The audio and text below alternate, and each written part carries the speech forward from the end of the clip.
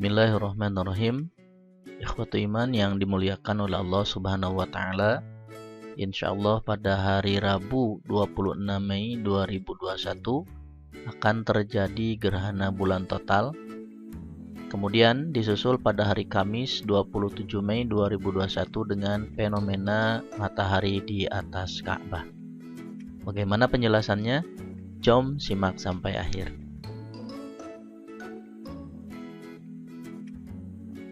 Insyaallah pada hari Rabu 26 Mei 2021 akan terjadi gerhana bulan total.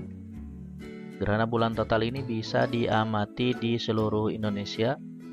Namun karena di Indonesia waktu penggerhanaannya berdekatan dengan waktu terbit bulan, maka tiap daerah di Indonesia berbeda-beda saat bisa menyaksikan gerhana ini. Ada yang bisa menyaksikan seluruh proses gerhana dari awal kontak umrah sampai akhir kontak umrah, atau dari U1 sampai U4.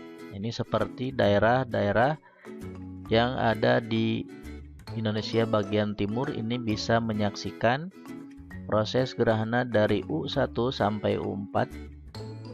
Ada yang hanya bisa menyaksikan dari mulai menjelang kontak gerhana bulan total sampai akhir gerhana umrah atau U2 sampai U4, seperti daerah-daerah di Jawa, Kalimantan, kemudian sebagian Sumatera. Bahkan ada daerah yang hanya bisa menyaksikannya pada saat-saat gerhana mau berakhir saja atau U4, seperti sebagian daerah di Sumatera ini dia hanya bisa menyaksikan ketika gerhana umrah mau berakhir. Ilustrasinya sebagai berikut.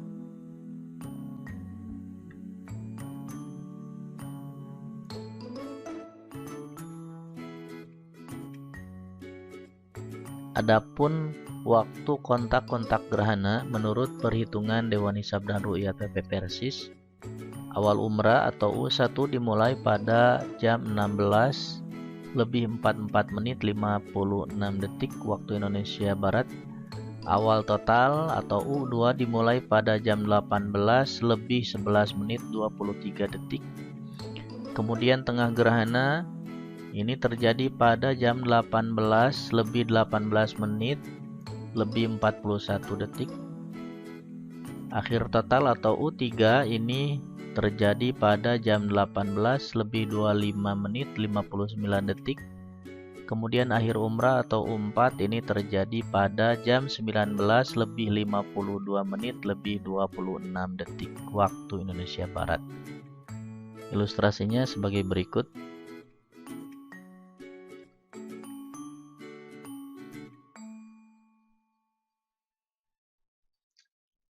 Mulai gerhana umrah,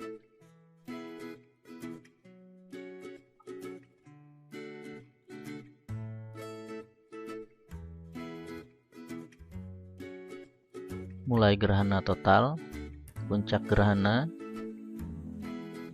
akhir gerhana total,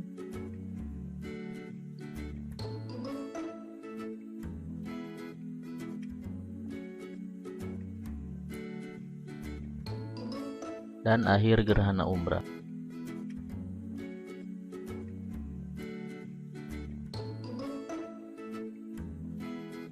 Adapun gerhana penumbra baik oleh NU, Muhammadiyah atau Persis tidak dikategorikan sebagai khusuf atau gerhana bulan secara syar'i karena bulan hanya mengalami sedikit peredupan yang tidak kasat mata.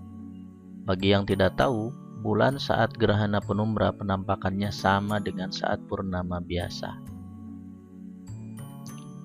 Walaupun awal kontak gerhana sudah dimulai jam 16:44:56 waktu Indonesia Barat, namun saat itu bulan di mayoritas daerah di Indonesia masih di bawah ufuk, matahari belum terbenam dan hari masih siang, hingga gerhana bulan belum bisa dilihat kecuali nanti di Indonesia bagian tengah dan timur seperti NTT, Sulawesi Utara, kemudian sebagian Sulawesi Tengah, Sulawesi Tenggara, Maluku, Maluku Utara, kemudian Papua dan Papua Barat. Seperti bisa dilihat di sini. sudah saya hitungkan waktu gerhana dan posisi bulan di 513 kota di 34 provinsi di Indonesia. Ini bisa kita lihat altitudenya atau ketinggiannya ketika awal gerhana. Misalkan di sini di Aceh ini masih di min 26,9 derajat ketika awal gerhana, yaitu jam 16.4456. Kemudian misalkan di sini Sumatera Utara masih minus. Kemudian yang lainnya pun masih minus.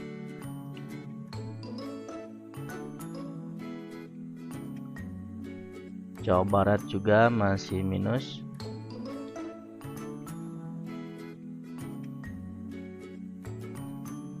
Nah, di sini NTT ini baru ketika awal kotak gerhana 17.4456 waktu Indonesia Tengah.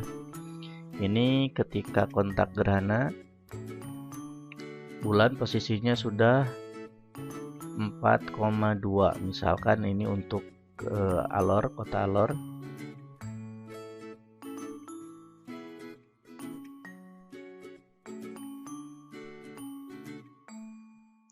Di sini untuk Sulawesi Utara, nah, kemudian sebagian Sulawesi Tengah, kemudian ini Sulawesi Tenggara, ini sudah di atas ufuk bulannya. Kemudian di Maluku Utara, Papua dan Papua Barat. Kita ambil contoh misalkan di Bandung, nah, seperti ini.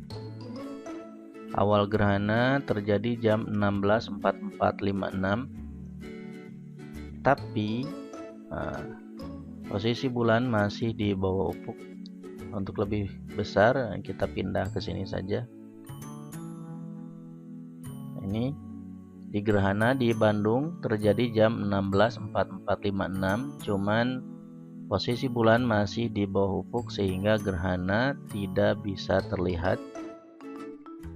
Nah, bulan baru terbit jam 17.3529 dan matahari terbenam jam 17.3944. Nah, baru ketika bulan terbit atau matahari terbenam yang berdekatan dengan matahari terbenam, ini gerhana baru bisa teramati. Kalau kita ilustrasikan, misalkan awal gerhana di Bandung itu 16.4456. Ini awal kontak gerhana umbra. Kita lihat. Nah, ini sudah masuk awal kontak gerhana umbra. Ini lingkaran yang pertama, ini lingkaran umbra, sedangkan lingkaran yang kedua adalah lingkaran penumbra. Ini sudah mulai kontak umbra jam 16.4456. Tapi kita lihat di sini posisi bulannya masih di bawah ufuk. Nah, di sini horizonnya. Ini horizonnya, atau kita misalkan tampilkan groundnya. Nah, ini bulannya masih di bawah ufuk, jadi gerhana walaupun sudah terjadi tapi belum bisa terlihat.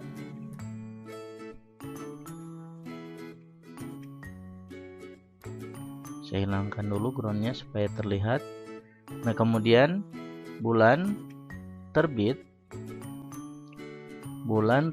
jam 17.3529.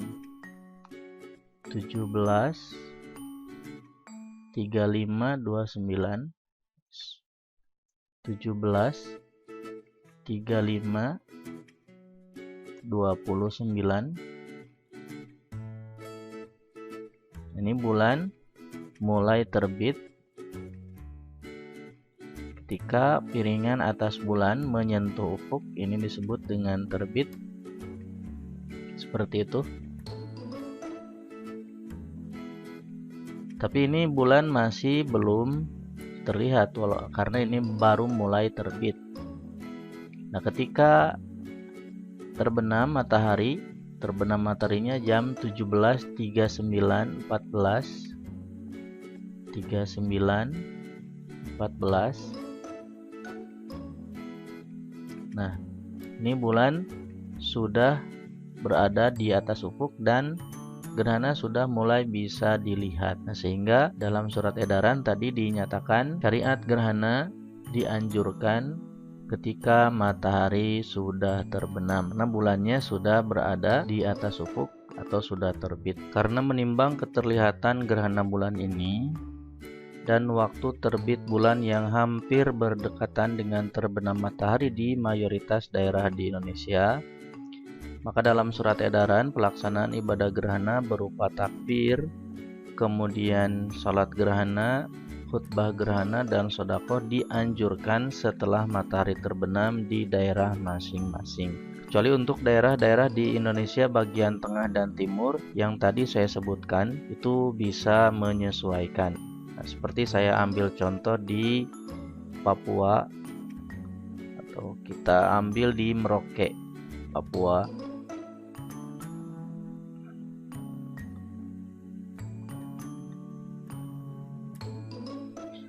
Nah, ini di Merauke atau Papua, bulan terbit jam 17.21.20.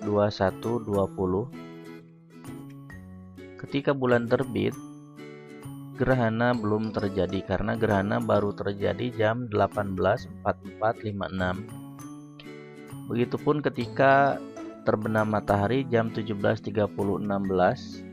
Ini gerhana belum terjadi karena gerhana jam 18.44.56. Nah, baru ketika jam 18.44.56 gerhana terjadi dengan posisi bulan berada di 18,0 derajat. Nah, sehingga untuk pelaksanaan ibadah gerhananya bisa menyesuaikan sesuai dengan keterlihatan gerhana di masing-masing daerah, terutama untuk Indonesia bagian tengah juga timur yang telah disebutkan tadi. Karena ketika matahari terbenam atau terbit bulan, di sana itu belum terjadi gerhana. Baru beberapa saat setelah itu, misalkan di sini di Merauke jam 18.44.56 baru terjadi gerhana. Nah, silakan dari sini berarti bisa mulai melaksanakan ibadah gerhana.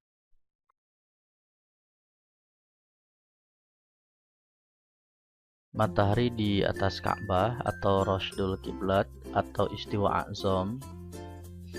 Dalam ilmu falak, matahari di atas Ka'bah atau dikenal juga dengan istilah Rashdul Qiblat atau Istiwaul A'zam ini akan terjadi bila yang pertama saat transit deklinasi matahari sama atau mendekati lintang Ka'bah 21 derajat 25 menit 21,03 detik.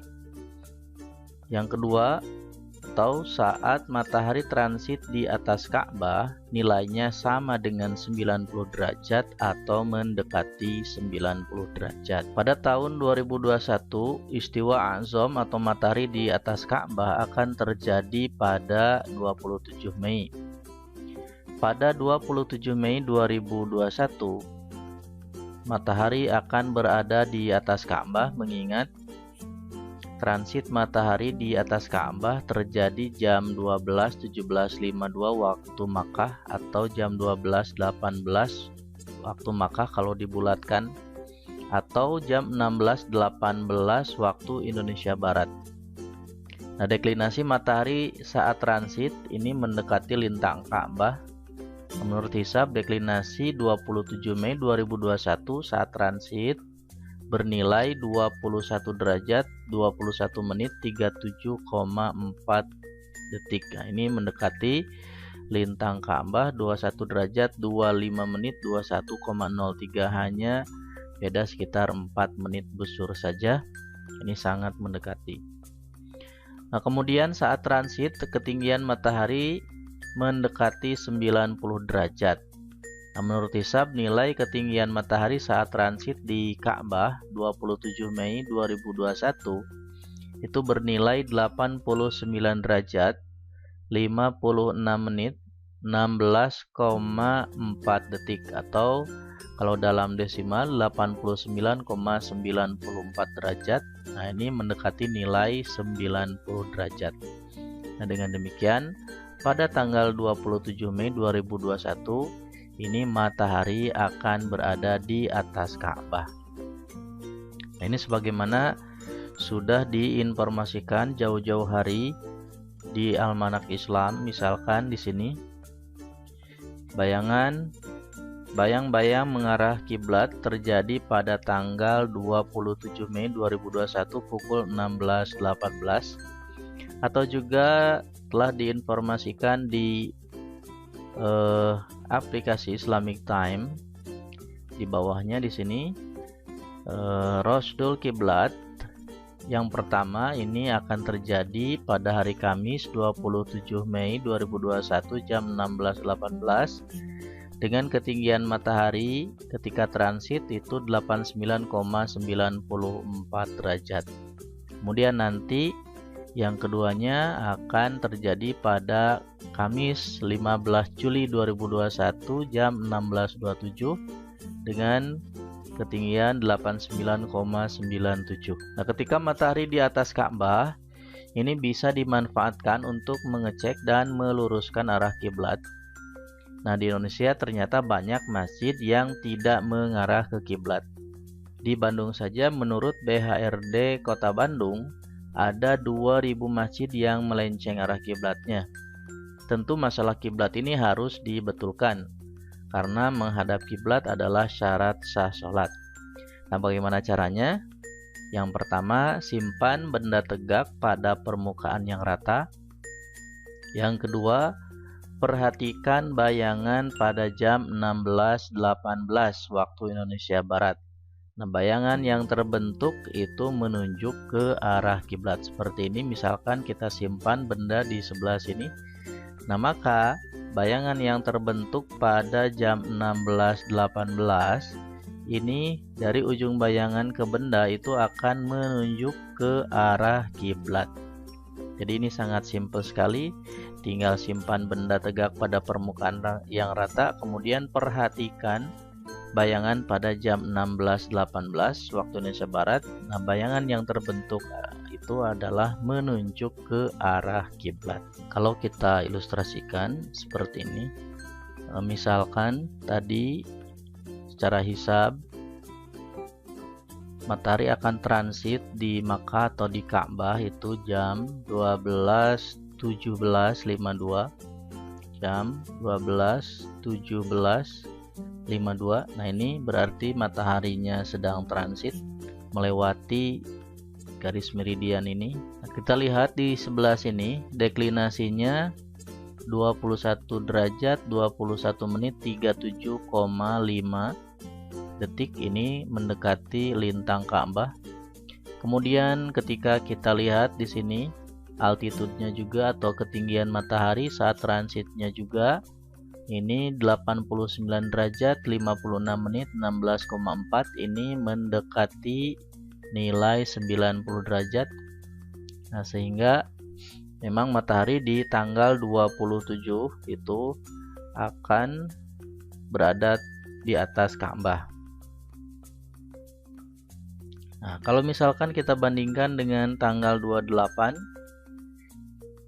nah, tanggal 28 ini deklinasinya 21 derajat 31 menit, ini rada jauh sedikit. Demikian yang dapat saya sampaikan. Mudah-mudahan ada guna dan manfaatnya. Assalamualaikum warahmatullahi wabarakatuh.